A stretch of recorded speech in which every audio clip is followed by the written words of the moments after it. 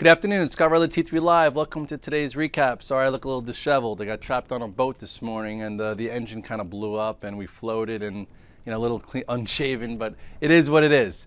As far as the market's concerned, they're a little unshaven also. We've now had about a day and a half pullback, a day and a half off the highs. So the question is, what does that mean? Now, we all knew you have to take a little caution going into the last week of the quarter to see what the reshuffle is going to be going into the second quarter. So for those of you on the site and those of you in my Twitter sphere, you know that yesterday went from basically 12 longs, which I've been trying to manage and trade around and add cash flow to since the December 20th gap and go, to really none, to maybe one, Caesar, as well as being net short the Qs and the spiders.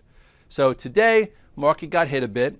Okay, call it what you want, maybe a weaker durable goods order, could have been the rumblings out of Spain, could have been a variety of things, or it could have been just people now could take some profits, book some gains, and figure it out. Or could be that we just had a huge move from October, let alone from December 20th. But either way, there were some reasons to trim some excess. You also had a really big move in a lot of the names that we follow, the high beta names, from last week to this week, so it made sense to sell some into your target areas. So now the question is this time different, or is it just the same type of retracement we've seen a few different times since the December 20th gap and go that re-energized the rally?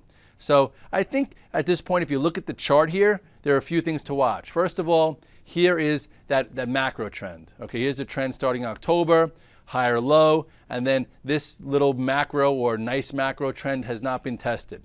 And then from December 20th, there's been almost like two little trends here. So I want to get a little bit more focused here so you could see. This was that December, gap and go, this small descending trend line or descending channel that broke to the upside. So now if you want to dissect this, because I want to dissect it a little bit for everyone here, so we could all see it in a little bit bigger format. Here we are. Okay, this is where we started. This is that December 20th gap and go that re-energized the rally. And for most of the time, remember we were hugging the 10-day moving average. This line was intact, never was really broken. And then we broke this once. We broke this in early March, and this was the deepest retracement we had, came down to this more macro uptrend. Not even a macro uptrend, this is like in the middle. This is your intermediate, just say, uptrend, which was also below the 20-day. And then after this happened, we snapped right back, to take back this day and continued. Okay, then last week we somewhat pulled back to this more accelerated uptrend, which is in the middle. So depending on how micro you are, I'm pretty micro, so I follow this as well. So here we are right at this level again. So the question is, after yesterday afternoon weakness into today's selling, this is probably a good spot to cover shorts, and that's what I did. I covered my spiders, I covered my Qs. I'm no longer short. I caught this nice 2-day move, and I also sold a lot of my longs to book what has been a really nice run. But the question is, can we break this intermediate trend and come and test this trend, which we did only once so far since December 20th? Or, in quarter two, will we even get a little bit weaker, where we come in and we see the 50-day moving average, which we have yet to really touch during this entire move, dating back from here. So there's a few decisions to be made, but you also don't have to be perfect. So that's why everyone's like, oh, don't you think you're covering your shorts a little premature? And I'm like, you know what? This is my day and a half trade. I want to see what happens if we have a few inside days and can't snap back into the last day or so of the quarter. Maybe that gives us a little bit of a clue that we could short the low here for a move down to the 20-day moving average, which would be right around here, or potentially to this 50-day moving average. So at this point, we really don't know, but there are two sides of the coin today. Some things that give you clues that we might not be retracing much more than we did today by some of the strength in the banks, right? JP Morgan continued to be strong. Bank of America was up a little bit all day with no follow through to the downgrade yesterday. Wells Fargo continued to lead. You had stocks like Apple that, yes, it went negative for a trade, but held in strong. Google was a rock all day. A lot of the high beta names, yeah, you could have made some cute money short them, like your Amazon, which was my vehicle today, which I hope you made some money on. I think you guys did. Or whether it was Netflix or even Baidu, but there wasn't that much. It wasn't like a home run trade where things started to break down. So, so you had a little relative strength and some decent constructive type retracement action there, but then you also had the weaker groups, like look at FCX, for instance. FCX, people have been trying to make excuses on why this would rally, and it's just really weak. If you look here, this was that last little channel. Okay, we talked about lower pivots, and this was never able to really clear. It tried to poke its head up on this day, but couldn't, and now it's just still weak and doesn't really deserve any of your attention until it changes. Then you also have a group like the OAHs that also broke this trend a while back, and then even broke the macro trend during the last two retracements. In the last, like just say the one that went to 1340 or the one last week, there weren't a lot of groups that actually broke the macro uptrend that started in October. They broke the intermediate and the accelerated, but now it feels like some stocks are actually breaking down a little bit further. So it's making you lean a little bit to more of the caution side, where there's no reason to rush and put on a portfolio if you're a momentum or an intermediate trend trader. If you're a macro investor, I still think that you have nothing to worry about. I wouldn't be in tier 2 or tier 3, but I would still be in tier 1 of your favorite stocks that act the best, and we've talked about them many times. Your MasterCard, your Visa, your BMW, your Apple, your Google, your JP Morgan, your Wells Fargo, amongst other names. So there's like a group of these 15 stocks that act the best that, you could be in your tier 1. And if you're an investor, you could even be your IBM.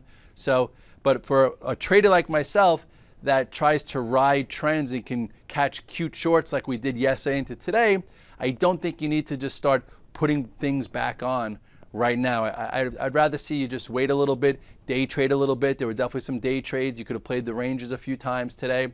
And then once we get more clarity and we hold the 20-day and we're in the same type of trend we've seen since that December 20th, then you start rebuilding. And we've rebuilt like 2 or 3 times so far.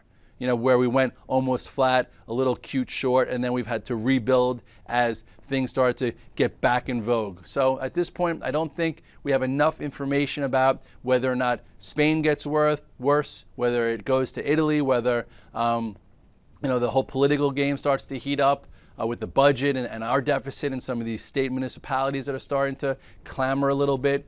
The Fed still is out there saying that we're not out of the woods. So, we've been glass half full for a while now, and it's very easy to change to glass half empty if that's what the market wants to do.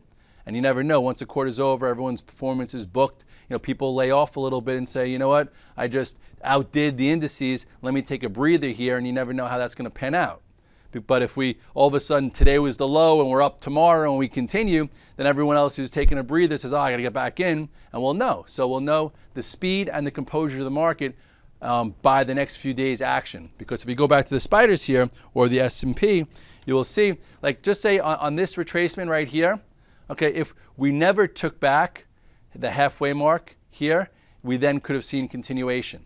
Okay, here also, you had your mini little move lower. This was a decent sized snapback, and then once we took out this high here, you knew, you had to be back involved. So right now, I would say you could draw your line in the sand. If all of a sudden we start rallying and we start getting, above this area, then this was just another little test, another little 2-day move, and we'll continue. And then you'll see stocks showing leadership, and we'll start getting back involved, and it'll be, the same old as far as this whole move. But if we go sideways and we hang out at the lower end and nothing really rallies well and you see more profit takers come in, then you'll know that this will break, and then we'll figure out what goes on at the 20-day, and then perhaps if we could come back and test the 50-day for the first time since this December 20th right here, that gap and go.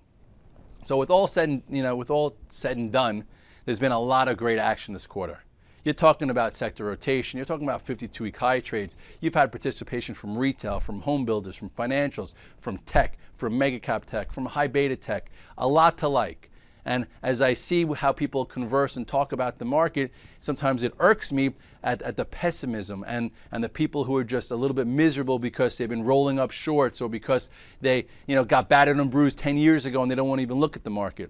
That's not the case. If you're watching this video, if you're a subscriber to T3 Live, if you follow different educators on the Twitter field, or traders, because I'm a trader first, educator second. That's why some people are like, where are you, Red Dog? You know what? I sometimes have some, fat finger thumbs, because with 6 to 8 monitors and 2 different mobile devices, this and that, I could probably use a few more thumbs. It's just very busy.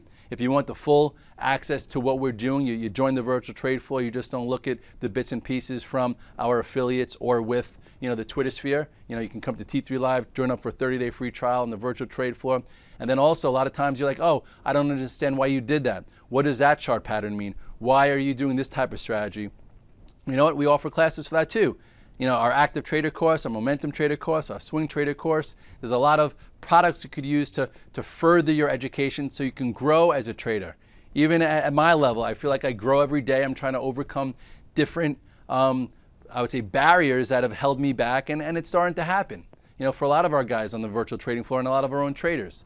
So at this point, I don't want to come down on anyone, but if you didn't have success in this first quarter, you really have to look inside and see what you did wrong, whether your opinions were too opinionated, or you had a plan, the market confirmed it, but your timing was a little bit off, or your size was a little bit off, or your holding time was a little bit off. So there's a lot of things that go into that fine line of making money and losing money. So you really need to first be honest with yourself and take accountability versus complaining and blaming anyone, and then take those steps to move in the right direction. So as of now, it's Wednesday. There's 2 days left in this quarter. You just had a 2-day pullback. We're not even really drastically oversold. So I would be in a little bit more wait and see mode, actively trade, create some cash flow, and then we'll figure out whether or not we could put a portfolio back on, or we wait for a lower area to do so. So with all that said, tune in tomorrow. Jill Malandrino will be here from Option Profits, and look forward to seeing you then. Scott Redler, T3 Live, the recap. See you in the morning. Have a good night.